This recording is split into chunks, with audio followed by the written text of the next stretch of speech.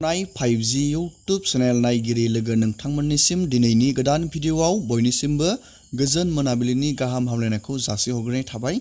दिनैनि गोदान भिडिअआनो जाहैबाय PM किसाननि जाय बिथांमोना PM किसान स्किमनि जोहै रां मोनो आरो बे PM किसाननि स्किमाव जाय बिथांमोना रां मोनाखै बा नोंथांमोना गोदानै एप्लाइ बानायनो सानदों नोंथांमोननि थाखाय मोनसे बिग आपडेट लानानै फैदों। जोङो दिनैनि नैबे भिडिअनि गेजेराव बे आपडेटफोरनि सायाव सावरायगोन। नोंथाङा भिडिअखौ जोबजासे नायलांबाय थाबानो जाबाय। लोगोफोर जाय बिथांमोना PM किसानाव रां मोनबाय थायो नोंथांमोना नैबे PM किसाननि नोंथांमोना 19थि इनस्टलमेन्टखौ माब्ला मोननो हागोन, लोगोसे नैबेयाव PM किसाननि पर्टेलाव मा मोनसे गोदान आपडेट फैदों, लोगोसे जाय बिथांमोना PM किसानाव गोदानै एप्लाइ बानायनानै दोनदों नोंथांमोना बे PM किसाननि रांखौ मोननो थाखाय मा प्रसेस खामानि मावनांगोन जोङो बेफोरनि आपडेटखौ सावरायगोन। नोंथाङा भिडिअखौ जोबजासे नायलांबाय थाबानो जाबाय आरो बेफोरबायदिनो गोदान गोदान आपडेट डिटेल स्किम नोंथांमोना मिथिबाय थानो थाखाय चेनेलाव गोदानबा चेनेलखौ साबस्क्राइब खालामबानो जाबाय। गिबियावनो जोङो सावरायगोन मोनसे PM किसाननि मोस्ट इम्परटेन्ट आपडेट फैदों। जुदि नोंथाङा PM किसाननि स्किमनि जोहै नोंथाङा 2000 रां मोनोब्ला नोंथांमोना बे खामानिखौ मावनानै लानांगोन। बे खामानियानो जाहैबाय नोंथांनि नैबेयाव PM किसाननि पर्टेलाव मोनसे बिग आपडेट फैदों। बेनो जाहैबाय मबाइल नाम्बारखौ नोंथाङा बेयाव लिंक बानायना लानांगोन, मबाइल नाम्बारखौ आपडेट बानायनानै लानांगोन। जुदि नोंथाङा बेयाव मबाइल नाम्बारखौ आपडेट बानायगोन अब्ला नोंथांनि बेयाव रांनि PM किसाननि रांनि आरो माबा मोनसे जुदि गोदान आपडेट फैयोब्ला नोंथाङा नोंथांनि मबाइलनि जोहै बेयाव नोंथाङा SMS मोनबाय थानो हागोन आरो नोंथाङा बे PM किसान नैबे स्किमनि जोहै नोंथाङा गोबां आपडेटखौ मिथिबाय थानो हागोन नोंथांनि मबाइल नाम्बारखौ जुदि बेयाव आपडेट खालामनानै लायोब्ला। जोङो दिनैनि नैबे भिडिअनि गेजेराव नायग्रोगोन नोंथाङा गावबा गावनि बे मबाइल नाम्बारखौ बोरै PM किसाननि पर्टेलाव बोरै एड खालामनो, आपडेट खालामनो जोङो बेनि प्रसेसखौ नायगोन आरो बेनि रां सोनायनि PM किसाननि 19थि रां सोनायनि आपडेटखौबो जोङो सावरायगोन। लोगोसे जाय बिथांमोना PM किसानाव गोदानै एप्लाइ बानायनो सानदों बा बानायनानै दोनदों नोंथाङा रांखौ मोननो मा खामानि मावनांगोन जों बेफोरनि सायाव नायगोन। दानिया जोङो नायग्रोनि दिनै नैबे PM किसाननि मबाइल नाम्बारखौ बे पर्टेलाव नोंथाङा बोरै आपडेट बानायगोन जोङो बेनि प्रसेसखौ नायगोन। गिबियावनो नोंथाङा बेयाव नैबे पेजआव फैग्रोनांगोन। बे पेजनि लिंकखौ आङो भिडिअनि डिसक्रिपसनाव होनानै दोनदों। नोंथाङा भिडिअनि गाहायाव लिंकआव थुबाथाय नैबे पेजआव फैनो हागोन आरो नोंथाङा गुगोलाव बे pmkisan.gov.in बेखौ सार्च खालामबाबो नोंथाङा नैबे PM किसाननि मेन पर्टेलाव हाबनानै नोंथाङा बेयाव खामानिखौ मावनानै लानो हागोन। दानिया नोंथाङा बेयाव मबाइल नाम्बारखौ जुदि नोंथाङा आपडेट खालामनो सानदों नोंथाङा नैबे अप्सनाव थुनांगोन। नैबे आपडेट मबाइल नाम्बार नोंथाङा बेयाव क्लिक खालामना होनांगोन। आं दानिया बेयाव क्लिक खालामना होबाय बेबायदि।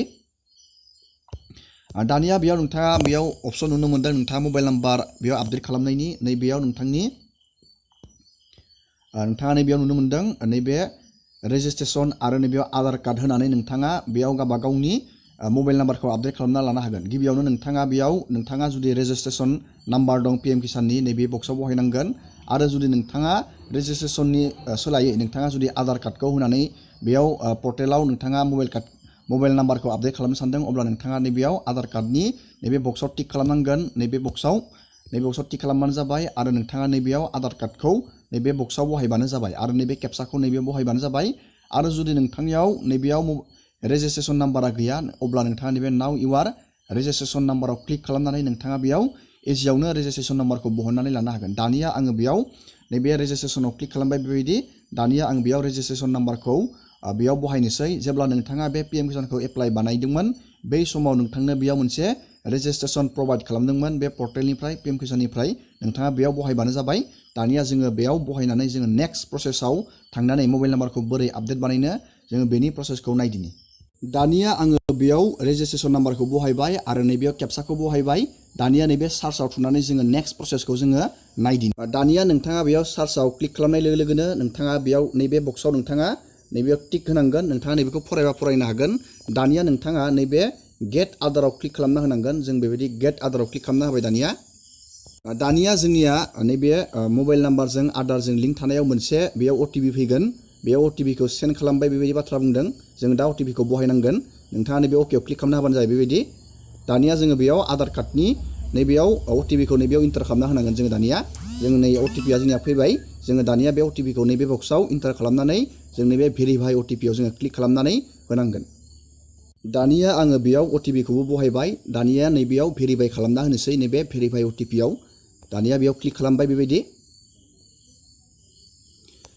दानिया जोंनिया OTP आ सक्सेसफुली बेबायदि भेरिफाइ खिथिबाय दानिया जों बे ओके आव नैबेयाव क्लिक खालामनांगोन बेबायदि दानिया नोंथांनि बेयाव फार्मार डिटेल्स नोंथांनि डिटेल्सआ नैबेयाव नुगोन आं बेखौ ब्लार खालामना दोनदों नोंथांमोना बेयाव गावबा गावनि रेजिस्ट्रेशन नं नोंथांनि फार्मारनि नाम नैबेयाव मबाइल नाम्बार नोंथांनि बेयाव मबाइल नाम्बारखौ आं एड बानायाखै दा आं बेयाव बानायनो थाखाय बेखौ खुलिदों नोंथाङा नैबेयाव नोंथांनि आधार नाम्बार बेफोरबायदि नोंथाङा बेयाव डिटेल्सखौ नायना लाबानो जाबाय आरो बे पेजखौ नोंथाङा बोखोनानै नोंथाङा नैबेयाव मोनसे अपसन नुनो मोनदों नैबे इन्टार निउ मबाइल नाम्बार नोंथाङा नैबे इन्टार निउ मबाइल नंआव नोंथाङा बेयाव नोंथांनि मबाइल नाम्बार नोंथाङा माबे मबाइल नाम्बारखौ बे PMकिसाननि पर्टेलाव नैबे पर्टेलाव नोंथाङा लिंक खालामनो सानदों PMकिसाननि बे पर्टेलाव नोंथाङा बेयाव मबाइल नाम्बारखौ बहायबानो जाबाय आरो नैबे गेट OTP आव क्लिक खालामनानै जोङो होगोन बेयाव मबाइल नाम्बारखौ नैबेयाव लिरखांनानै जोङो दानिया जों बेयाव मबाइल नाम्बारखौ बेयाव इन्टार खालामनानै नैबे गेट OTP आव क्लिक खालामना होनोसै आं दानिया बेयाव मबाइल नाम्बारखौ इन्टार बानायबाय